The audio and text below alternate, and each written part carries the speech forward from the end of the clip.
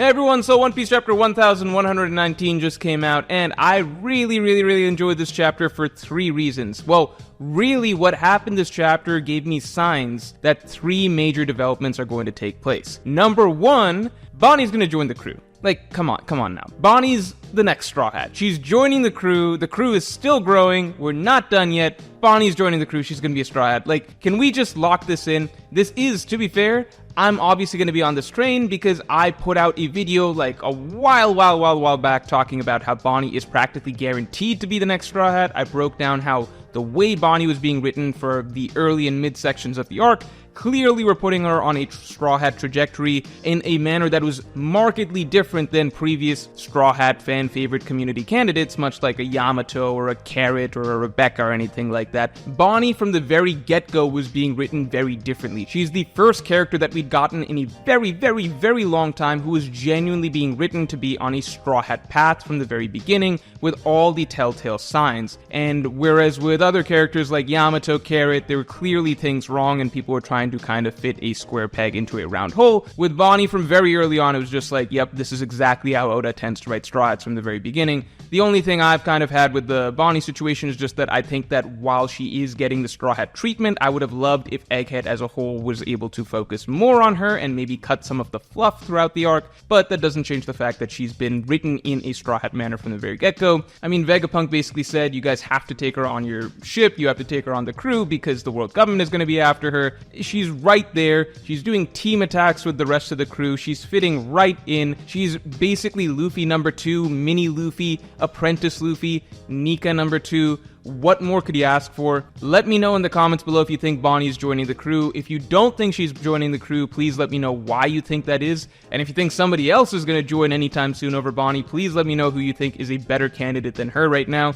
I'm at a point where I'm just like, either Bonnie joins the crew or we're just done getting new crewmates, because I can't imagine a character being written this much like Straw Hat material and then not joining. So I think to me, this chapter was practically confirmation. I felt like it's been guaranteed for a while now, but this chapter felt like the ceiling moment where it's just as though, yeah, she's being written into Team Straw Hat crew attacks. I don't know what much more you could ask for beyond Luffy just saying, hey, join my crew, be an apprentice here, right? So I think that's around the corner.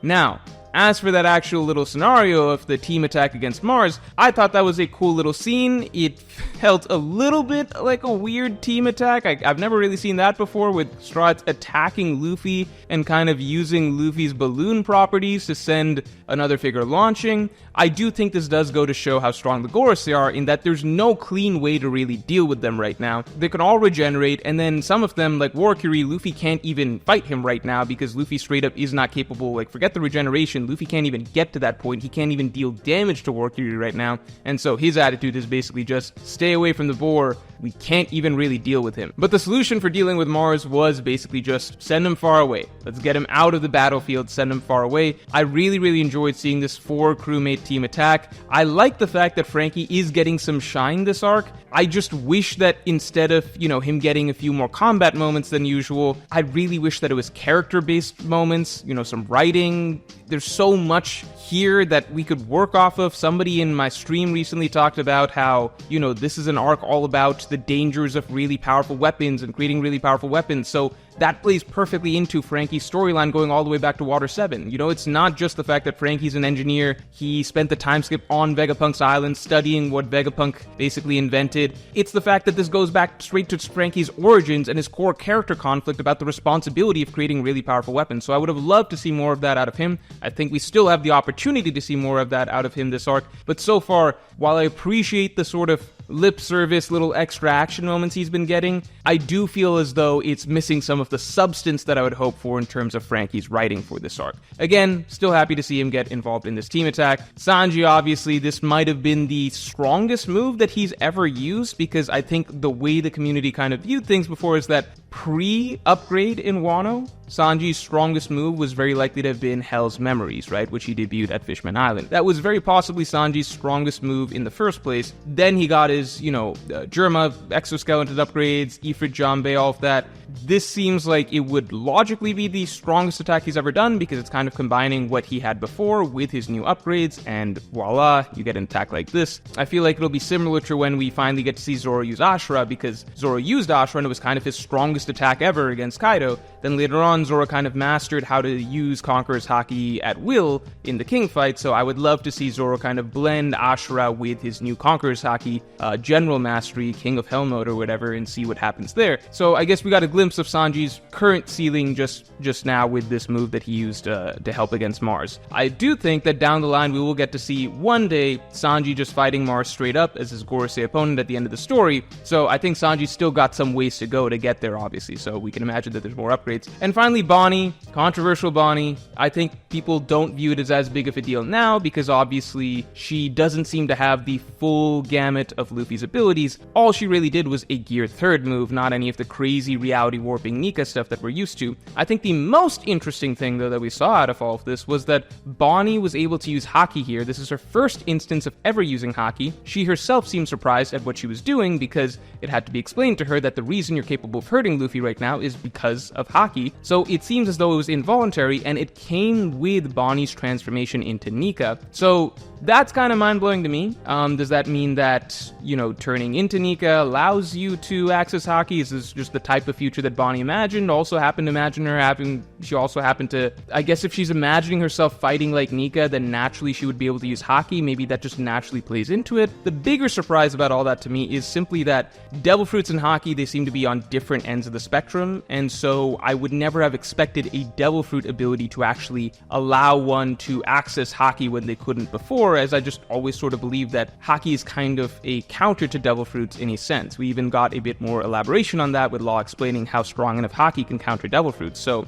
I just always thought that Devil Fruits are Devil Fruits and Haki is Haki, and the idea is that there's a distinction there, and Devil Fruits cannot allow you to get greater Haki. That was just my assumption, but with Bonnie's case, that seems to be, the possibility. It could just be her tapping into the Haki that she will one day develop in the future, but I think very interesting there. Now, the second interesting point that came out of this chapter, the second sign of good things to come, at least in my opinion, is Vegapunk's speech is not done yet. I was somewhat upset about the conclusion of Vegapunk's speech because I felt like he gave out all of this information, but he left out the one crucial, nitty-gritty, most important thing, which is who should the world maybe be upset with right now? The world government, right? That's the real juicy meat of what he could be telling everybody right here, which is that, hey, the world government is really bad for these reasons. We still see the reactions of, Marines are thinking, wait, who could have killed Vegapunk? Certainly not the world government. I wonder who did it. Even if you want to say, well, Vegapunk technically doesn't know that the world government is the one that blew up Lulusia Kingdom or anything like that, that's fine. But then really, what is the point of all this other information you're spewing out about how, the water levels are going to rise, and it's likely due to ancient weapons that are going to be fired, and these ancient weapons took place in the war 800 years ago, and the world government was basically one of the two big factions of that war, and all the other things that Vegapunk knows about how evil the world government is, the fact that from the Ohara flashback that we saw with Vegapunk and Dragon, they were discussing basically how Vegapunk's goals are to turn against the world government at some point and to free the world. With all that being said, couldn't Vegapunk throw into his speech some tidbits about how evil the world government is that the people don't know about? Even if Vegapunk doesn't want to speculate that the world government specifically is the ones that are blowing up islands at this point, one, he could take an educated guess, but if he doesn't want to speculate, that's fine. But two, he could list out a lot of other things that the world government has done that the people just don't know about, because this seems like the greatest opportunity. The one thing that we, the readers, all the people, the good guy characters in the One Piece world, the revolutionaries, Shanks, Whitebeard, what they would all love for the world to know and find out and realize is that, hey, the world government is evil. It would be such a good thing for the world to just find out that the world government is evil. It's kind of what we've all been waiting for, in story and out of story, like the readers themselves. And this is the one opportunity where you have the whole world's ear. I wish Vegapunk could have said something, but now it's been established that his speech is still going. So there's still some more for him to spill. So I'm really crossing my fingers and hoping that we've got a bit more to come from Vegapunk's speech, where he can at least blame the world government or paint paint the world government out in the light that we know it is, just because this is maybe the one opportunity that we're gonna get for a long while.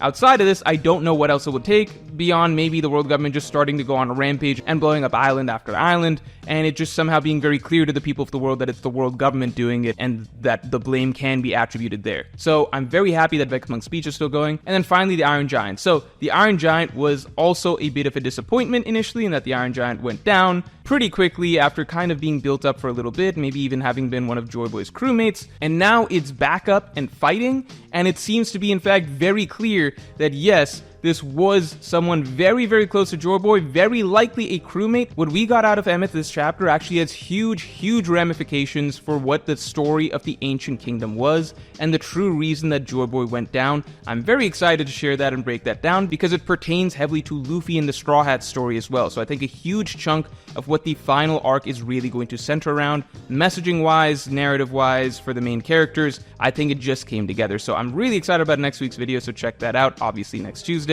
And finally, I have a word from the voice of the people, my top tier of patrons.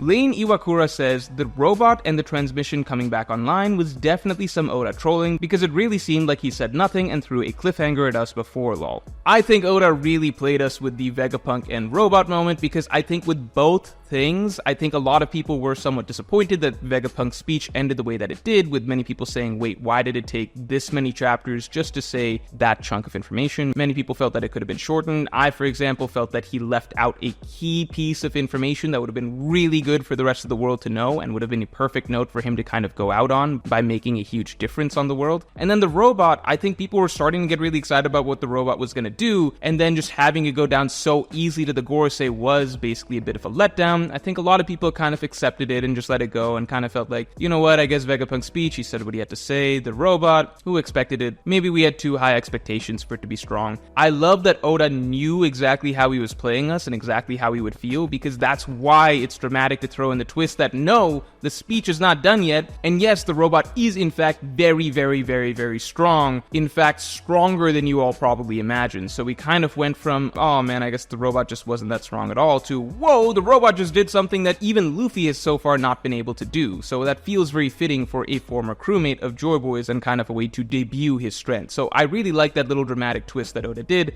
and he does really know how to play on readers' expectations and hit us with twists and surprises. So that's all for this week's video. Definitely watch out for next Tuesday's video, and I will talk to you all later.